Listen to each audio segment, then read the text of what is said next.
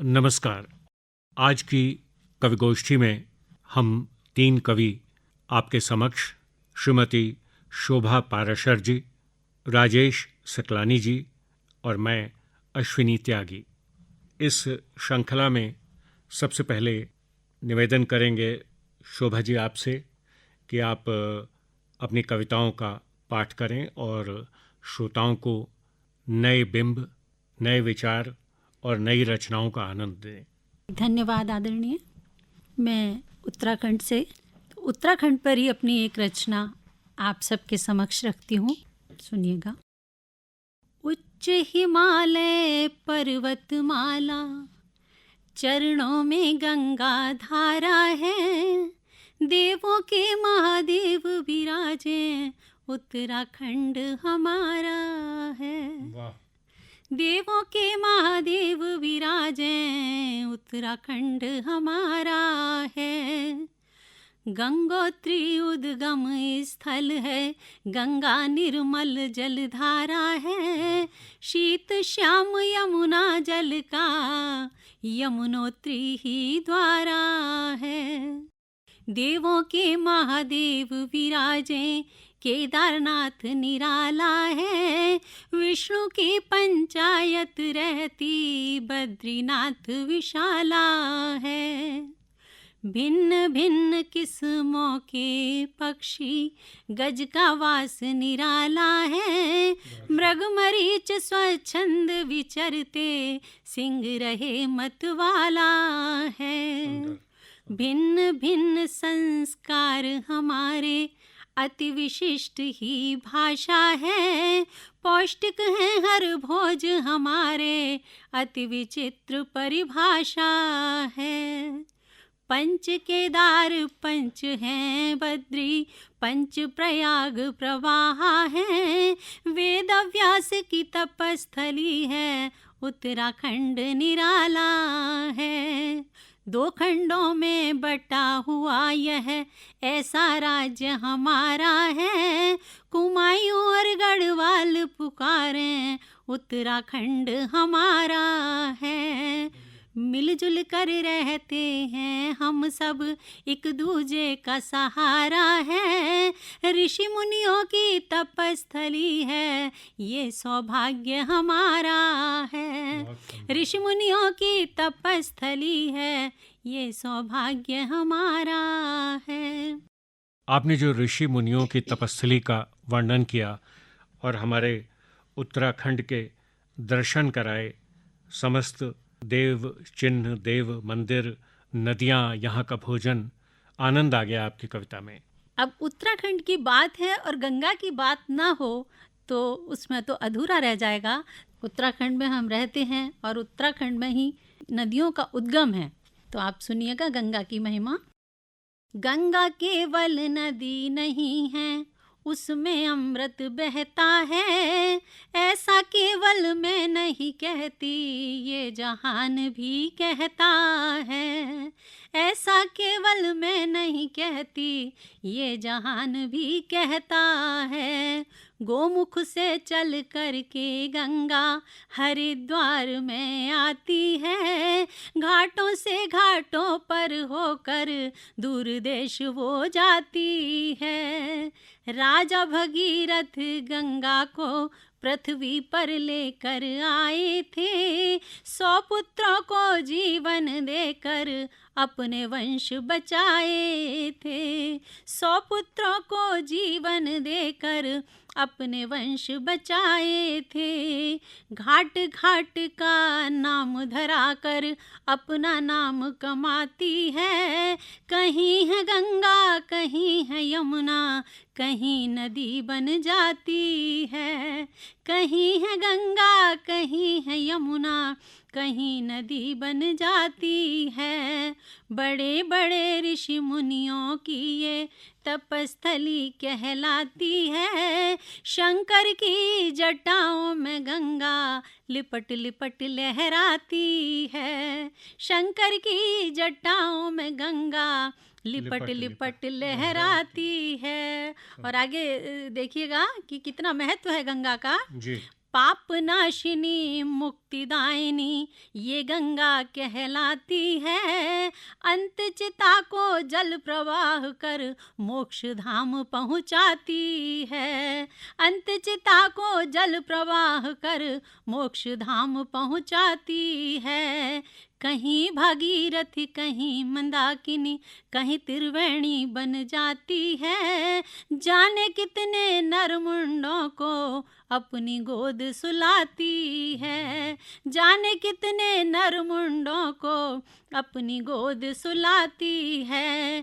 जन जन को जीवन देकर वो अमृत नीर बहाती है। पूरे भारतवर्ष में देखो जीवन प्राण बचाती है। कहीं भगीरथी कहीं मंदाकिनी कहीं त्रिवेणी कहलाती है। जाने कितने नरमुंडों को अपनी गोद सुलाती है। जन जन को जीवन देकर वो अमृत नीर बहाती है।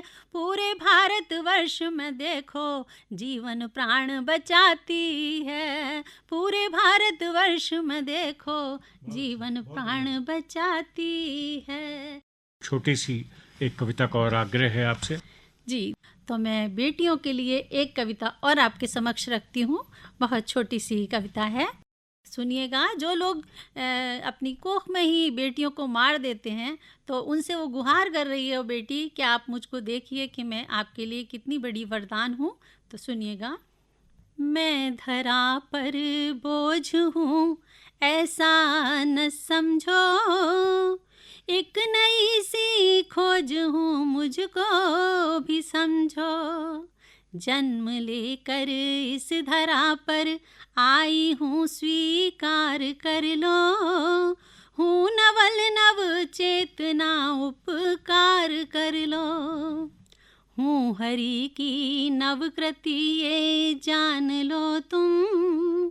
लक्ष्मी हूँ जागृति हूँ मान लो तुम। लक्ष्मी हूँ जागृति हूँ मान लो तुम। मैं कली हूँ मुझ पे एक उपकार कर लो। सींच लो मुझको गले का हार कर लो। सींच लो मुझको गले का हार कर लो। पल्लवित कुसुमित हूँ मैं जल सिक्त कर दो। अपनी बगिया में जगह कुछ रिक्त कर लो। मान और सम्मान तुमको मैं ही दूंगी। अगर ज़रूरत हो तो अपनी जान भी दूंगी। अगर ज़रूरत हो तो अपनी जान भी दूंगी। दो कुलों की शान में बन कर रहूंगी। देश का गौरव बढ़ा कर नाम दूंगी। देश का गौरव बढ़ा कर नाम दूंगी। बहुत सुंदर शोभा जी, आपने पुत्रियों को कैसे आदर और भाव से संप्रेषित किया, गंगा जीवनदायिनी गंगा के रूपों को निरूपित किया। आनंद आया आपकी कविताओं में, और इसी भाव भूमि पर हम अपनी कविगोष्ठी को आगे ले चल रहे हैं। मैं अनुरोध करूंगा बंधुवर राजेश सकलानी जी से कि अपनी रचनाएं प्रस्तुत करें। पहली कविता प्रस्तुत कर रहा हूँ, उसका शीर्षक है हम गाएंगे। गाएंगे जी हाँ हम मिलकर गाएंगे। गाएंगे जी हाँ हम मिलकर गाएंगे। हम हंसते हंसते गाएंगे। हम रोते रोते गाएंगे। हम बच्चों के संग गाएंगे। हम बूढ़ों के संग गाएंगे। हम लड़ते लड़ते गाएंगे। गाएंगे जी हाँ हम मिलकर गाएंगे। वाह, ये राग हमारे अपने हैं। ये साज हमारे अपने हैं। ये राग हमारे अपने हैं। ये राग हमारे अपने हैं। ये साज हमारे अपने हैं। ये खेत हमारे अपने हैं। ये हाथ हमारे अपने हैं। ये माटी अपनी माटी है। हम नदियों के संग गाएंगे। ये माटी अपनी माटी है। हम नदियों के संग गाएंगे। बहुत सुंदर। गाएंगे जी हाँ हम मिलकर गाएंगे। ये बस्ती अपनी बस्ती है। ये बस्ती अपनी बस्ती है। ये पुर्जे अपने पुर्जे हैं, ये लोहा अपना लोहा है, ये मेला अपना मेला है, ये सड़क हमारी अपनी है, ये बस्ती अपनी बस्ती है, ये स्वप्न हमारे अपने हैं, हम गाएंगे, जी हाँ हम मिलकर गाएंगे। हम गाएंगे, जी हाँ हम मिलकर मिलकर गाएंगे। आगे अब दूसरी रचना अपनी प्रस्तुत कीजिए। मेरी दूसरी कविता का शीर्षक है खुशियों के बारे में। जी। मैं दुख मनाने के लिए नहीं हूँ, मैं दुख मनाने के लिए नहीं हूँ, हम सभी खुश रहने के लिए पैदा हुए हैं। बहुत सुंदर। मैं दुख मनाने के लिए नहीं हूँ, हम सभी खुश रहने के लिए पैदा हुए हैं, इसलिए भीतर और बाहर कार्रवाई जारी है। पेड़ पौधे, मिट्टी, पत्थर, सांप और नेवले, यानी कि पशु पक्षी, जमीन और आसमान और बादल उन चीज़ों को रोकने के लिए प्रतिबद्ध हैं जो हमारी राह में मुश्किलें लगाते हैं। मैं कार्रवाई जारी है। मैं दुख मनाने के लिए नहीं हूँ, हम सभी खुश रहने के लिए पैदा हुए हैं। आसमान में सितारे हमें रोज़ यही याद दिलाते हैं, आसमान में सितारे हमें रोज़ यही याद दिलाते हैं, हम बेबात क्यों परेशान रहे हैं, जबकि हमारी एक एक कोशिका जद्दोजहद में मुब्तला है। जी। हम बेबात क्यों परेशान रहे हैं, जबकि हमारी एक एक कोशिका जद्दोजहद में मुब्तला है। जागते हुए और नींद में वे लगातार काम करती हैं और पीड़ाएं सहती हैं। कोशिकाएं हमें जो अपमानित और भूखा रखने की साजिश करते हैं, क्या हम उनको नहीं पहचानते? हमें जो अपमानित और भूखा रखने की कोशिश करते हैं, क्या हम उन्हें नहीं पहचानते? जी। हम अर्थहीन प्रार्थनाएं नहीं करेंगे। हम अर्थहीन प्रार्थनाएं नहीं करेंगे जिससे क्षीणता पैदा होती है। जी। हम अर्थहीन प्रार्थनाएं नहीं करेंगे जिससे क्षीणता पैदा होती है। हम धोखे के अंतर्गत नहीं हैं। हम धोखे के अंतर्गत नहीं हैं। हमें आज़ादी चाहिए और बुनियादी खुशियों पर अपना हक अनिवार्य है। जी, धन्यवाद। जी। कुत्ते और गिलहरियाँ। जी हाँ, कुत्ते और गिलहरियाँ। मैं घूमती हुई साइकिल के पहियों से संबोधित हूँ। वाह। मैं घूमती हुई साइकिल के पहियों से संबोधित हूँ, जिसकी तीलियों से रोशनी चमक उठती है। क्या बात है, क्या बिंब है। स्पोक्स जो होते हैं ना। जी, स्पोक्स, तीलियों से। मैं घूमते हुए साइकिल के पहियों से संबोधित हूँ, जिसकी तीलियों से रोशनी चमक उठती है। मैं गरारी पर दौड़ती चेन से संबोधित हूँ। गरारी पर दौड़ती चेन से संबोधित हूँ, जिसकी धुन पर मीलों तक दूर निकल जाता हूँ। मैं रात के ड्राइवरों से संबोधित हूँ। जी। मैं रात के ड्राइवरों से संबोधित हूँ, जिनके चेहरों पर इंजन जितनी संयत गंभीरता रहती है। जिनके चेहरों पर। हाँ, मैं रात के ड्राइवरों से संबोधित हूँ, जिनके चेहरों पर इंजन जितनी संयत गंभीरता रहती है और जो ठीक समय तक भविष्य में पहुँचा देते हैं। भविष्य में पहुँचा देते हैं। मैं हर तरफ बनती हुई चीज़ों से संबोधित हूँ। बहुत खूब, बहुत खूब। मैं हर तरफ बनती हुई चीज़ों से संबोधित हूँ और उस गहरी आवाज़ से जिसमें मजदूरों की लगन बसी है। बहुत खूब, बहुत खूब। मैं हर तरफ बनती हुई चीज़ों से संबोधित हूँ और उस गहरी आवाज़ से जिसमें मजदूरों की लगन बसी है। मैं गिलहरियों की खुशी से संबोधित हूँ। मैं गिलहरियों की खुशी से संबोधित हूँ, मलिन हृदय के लोग जिसे कभी नहीं जानते। गिलहरियों की खुशी से संबोधित हूँ। बहुत अच्छा बिंब आपने चुना है। गिलहरियों की पुनः। मैं गिलहरियों की खुशी से संबोधित हूँ, मलिन हृदय के लोग जिसके बारे में बिल्कुल नहीं जानते। जी। धन्यवाद। एक अनुरोध है आपसे, एक छोटी सी कविता और प्रस्तुत की है।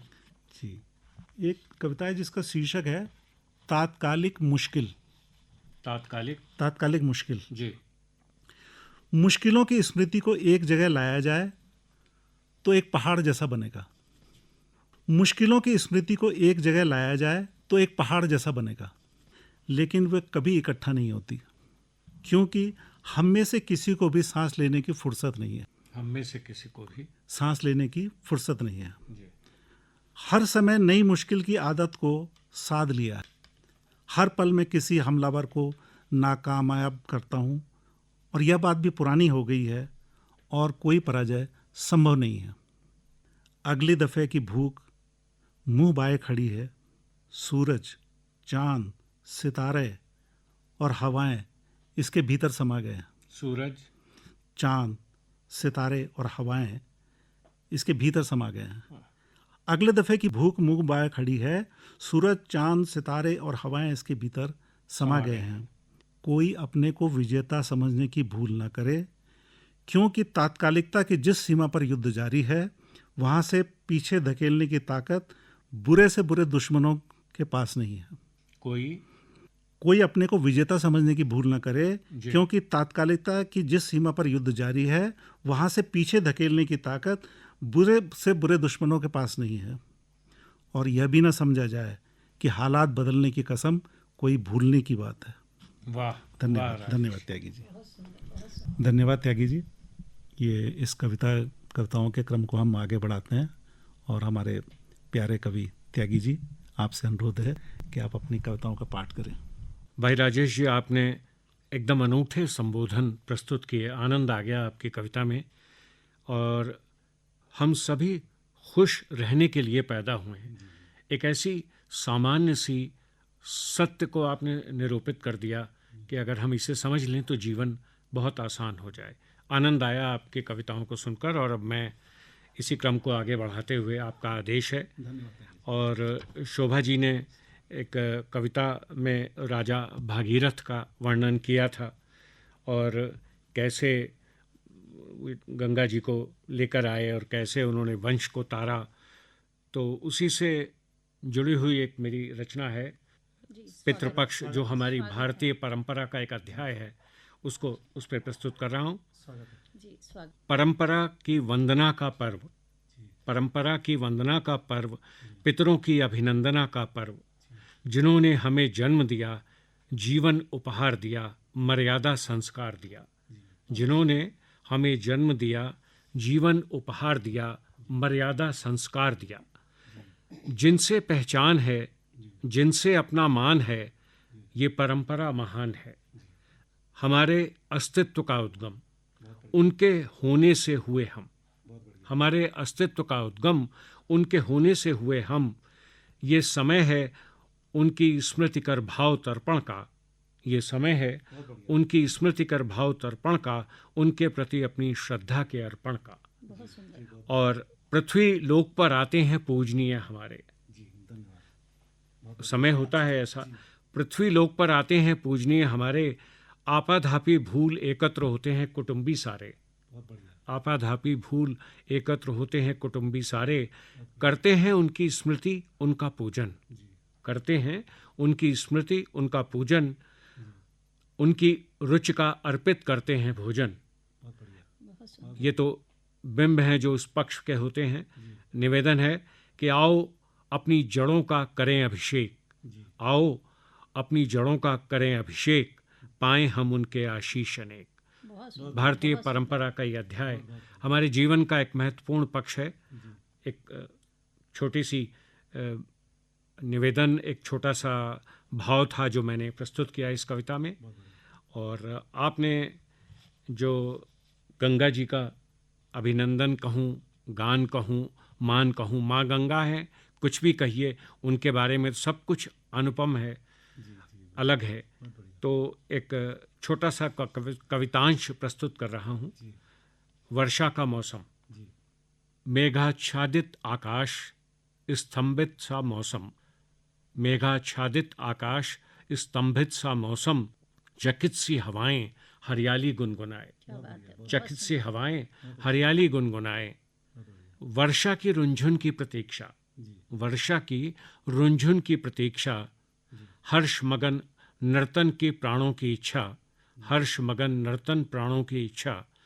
भीग जाए अंतस स्पंदित श्वासें, भीग जाए अंतस स्पंदित श्वासें, मेघ रचे रास रंग गगन मुदित झांके। भीग जाए अंतस स्पंदित श्वासें, मेघ रचे रास रंग गगन मुदित झांके। ये एक छोटा सा कवितांश था। और इसी यात्रा में एक रचना छोटी सी और है जो सफ़र है। एक देखिए, आसक्त हूँ, विरक्त हूँ, जी, बहुत बढ़िया। आसक्त हूँ, विरक्त हूँ, खुद में गुमशुदा मैं, पर तुझ में ढूंढता हूँ। बहुत अच्छा। क्या बात है। खुद में गुमशुदा मैं, पर तुझ में ढूंढता हूँ। जी, एक भटकी सी कहानी है, एक भटकी सी कहानी है, कुछ आवारा से अफसाने हैं, जी, जज्बातों के सैलाब हैं, जी, आंखों के कैद खाने हैं। जी, कुछ आवारा से अफसाने हैं, जज्बातों के सैलाब हैं, आंखों के कैद खाने हैं। बहुत बढ़िया। सफ़र का सिलसिला ज्यों का त्यों जारी है। जी, जी, मौसम का मिजाज जी, अब फूलों पर भारी है। बहुत बढ़िया। बहुत मौसम खूब, का बहुत मिजाज जी, अब फूलों पर भारी है। जी, बहुत बढ़िया। तो ये यात्रा थी, ये एक सफ़र था जिसका मैंने जिक्र किया। जी, और चूंकि मैं एक यायावर हूँ, जी, तो एक रचना प्रस्तुत कर रहा हूँ उसी क्रम में। जी, बहुत कुछ घुमड़ने लगता है भीतर, जी, हर पहर चुभने लगते हैं प्रश्न। जी, बहुत कुछ घुमड़ने लगता है भीतर, हर पहर चुभने लगते हैं प्रश्न। तब बस यायावर जाग उठता है मुझ में, बहुत बढ़िया। तब बस यायावर जाग उठता है मुझ में। मैदानों से पहाड़ तक मील का पत्थर बना, जी, मैदानों से पहाड़ तक मील का पत्थर बना। सफ़र की अंधेरी सुरंगों में, सफ़र की अंधेरी सुरंगों में उजाले के गीत ढूंढने निकल पड़ता हूँ अकेला। बहुत अच्छा। मैदानों से पहाड़ तक मील का पत्थर बना, सफ़र की अंधेरी सुरंगों में उजाले के गीत ढूंढने निकल पड़ता हूँ अकेला। जी, नील दिव्यता के विराट सरोवर में जी, स्नान से तृप्त मैं, उपस्थित, निमग्न, नत, समर्पित। मैं यायावर, घुमड़ने लगता है जब कुछ भीतर, हर पहर चुभने लगते हैं प्रश्न। तब बस जाग उठता है मुझ में यायावर। बहुत बढ़िया। क्या खूब, सफ़र की। अभी और पढ़िए। जी, एक रचना, एक गज़ल आप कहें तो मैं पेश करूं, जरूर जरूर जी। सुनना चाहेंगे। लेकिन बेदर्द मौसम के बारे में ये बात कह रहा हूँ, बेदर्द मौसम कैसा है, जी, जी, मगर मजबूरी है शायर की, रचनाकार की, गज़ल कैसे कहूँ। जी, गज़ल कह रहा हूँ और गज़ल कैसे कैसे कहूँ। कहूँ? अच्छा, बहुत खूब। हवा और बारिशें तूफ़ान के संग, जी, हवा और बारिशें तूफ़ान के संग लेके आई हैं बड़ा बेदर्द मौसम, जी, लेके आई हैं बड़ा बेदर्द मौसम। जी, बेरुखी अपनों का चेहरा ओढ़ आई, बेरुखी अपनों का चेहरा ओढ़ आई। दूर तक साया नहीं कहाँ जाकर रहूं, बहुत बढ़िया। दूर तक साया नहीं कहाँ जाकर रहूं। घाव छलना के बहुत ही टीसते हैं, घाव छलना के बहुत ही टीसते हैं। संभालूं कैसे खुद को, आदमी कैसे रहूं। जी, घाव छलना के बहुत ही टीसते हैं, संभालूं कैसे खुद को, आदमी कैसे रहूं। अजब सा दौर है मुश्किलों का, जी, अजब सा दौर है मुश्किलों का। जी, कहाँ ठहरूं, कहाँ पाऊं सकूं। जी, अजब सा दौर है मुश्किलों का, कहाँ ठहरूं, कहाँ पाऊं सकूं। टीस उठती है रुकी जाती हैं सांसें, बहुत बढ़िया। टीस उठती है रुकी जाती हैं सांसें। जी, सहमे से लफ्ज़ लेकर मैं गज़ल कैसे कहूँ। बहुत बढ़िया। हवा और बारिशें तूफ़ान के संग जी, लेके आई हैं बड़ा बेदर्द मौसम।